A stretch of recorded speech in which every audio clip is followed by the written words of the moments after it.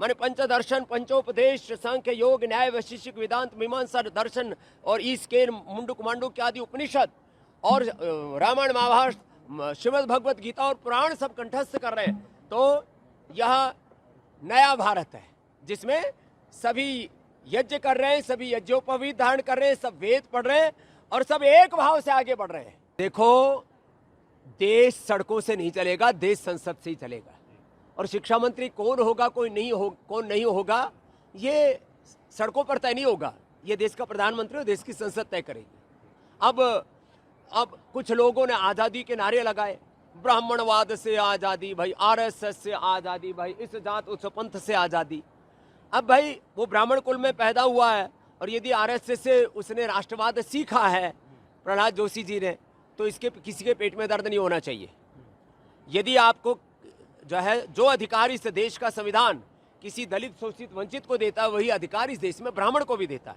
इसलिए ब्राह्मणवाद को क्यों गाली देना, मैं कहता हूं कोई भी बात नहीं होना चाहिए, लेकिन ब्राह्मणों को भी गाली देना वह भी असंवैधानिक, अलोकतांत्रिक है। शूद्र को गाली देना भी अलोकतांत्रिक। गुरु पूर्णिमा पर यहाँ हजारों भाई बहनों का, जो ब्राह्मण भी है, क्षत्रिय भी है, वैश्य भी है, शूद्र भी है, सभी जाति वर्ग समुदाय के भाई बहन सबको गुरु परंपरा में दीक्षित कर रहे हैं।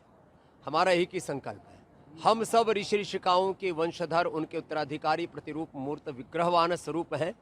और ऋषि ऋषिकाओं के वंशधर होने के नाते ऋषि संस्कृति का, सनातन संस्कृति का सबसे बड़ा प्रतीक यज्ञोपवीत सब धारण कर रहे हैं।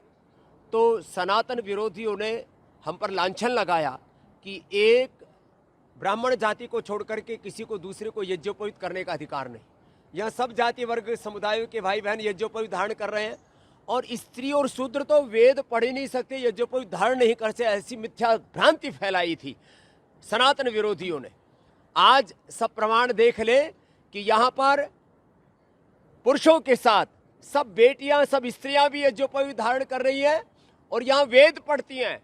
वेद पढ़ती ही नहीं, ऋग, यजु, साम, अथर्व, एक तंतु में ऋग्वेद, दूसरे में यजुर्वेद, तीसरे में सामवेद और ग्रंथि में अथर्ववेद, चारों वेदों का प्रतीक उस यज्ञोपवीत को धारण करिए। और चारों वेद और 25 शास्त्र, माने पंचदर्शन, पंचोपदेश, सांख्य, योग, न्याय, वैशेषिक, वेदांत, मीमांसा दर्शन और ईस्केन, मुंडक मांडुक्य आदि उपनिषद और रामायण, महाभारत, श्रीमद् भगवत गीता और पुराण सब कंठस्थ कर रहे हैं।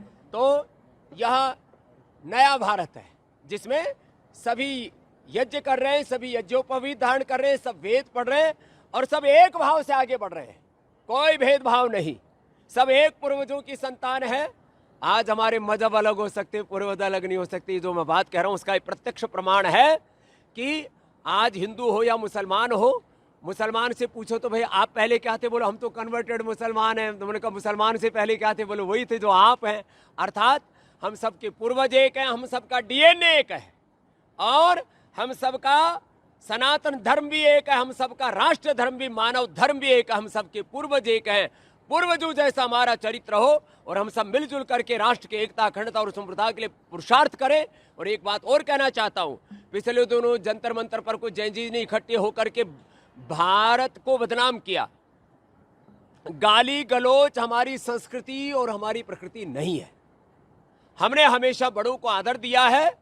माता, पिता, गुरु और बड़ों के बताए पथ पर हम आगे बढ़े हैं। महाजनो येन गतः सपंथा, महाभारत में कहा और श्रीमद् भगवत गीता में कहा, यद्यदाचरति श्रेष्ठ तत्तदैवतरो जना सत प्रमाणम कुरुते लोकस्तदनु वर्तते। इसलिए अपने बड़ों को आदर दे, गौरव दे और किसी भी प्रकार से कोई असहमतियां हो तो असहमति को भी डेमोक्रेटिक और संवैधानिक लोकतांत्रिक तरीके से, हमारा कॉन्स्टिट्यूशन एक डेमोक्रेसी है और हमारे भीतर सबसे बड़ी एक ह्यूमैनिटी है, डिविनिटी है। तो अपने लोकतांत्रिक, संवैधानिक, मानवीय, नैतिक, आध्यात्मिक मूल्यों को मरने ना दे। अपने बच्चों को भी समझाएं, गाली गलौच नहीं करें। आपको यदि विरोध भी करना है तो वो भी विवेक पूर्वक करें।